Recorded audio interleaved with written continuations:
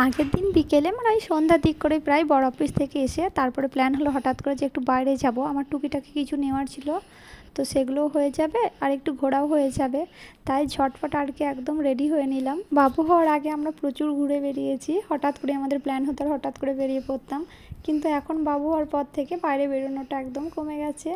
আর আমি না বাইকে ঘুরতে খুব ভালোবাসি, কিন্তু বাবুর বয়স 1 বছর হওয়ার আগে পর্যন্ত আমি বাইকে চাপিনি, বাবুকে নিয়ে ঘুরে বেড়াইনি। তো 1 বছর হওয়ার পর থেকে আস্তে আস্তে টুকটাক বেরোতে শুরু করেছি। আর এখন তো বাবুর বয়স 2 বছর হতে চলেছে, এখন সে আবার বাইকের সামনে ছাড়া বসে না। এই ব্রেসলেটটা না আমার খুব পছন্দ হয়ে যায়, কিন্তু কালারটার জন্য আর নিলাম না, অন্য একটা কালারের অর্ডার দিয়ে এসেছি, পরে যেয়ে নিয়ে আসবো।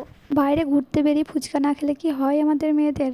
আমি তো এসে প্রথমেই অনেক ফুচকা খেয়ে নিয়েছি, তারপরে কিছু টুকিটাকি খাবার খেলাম।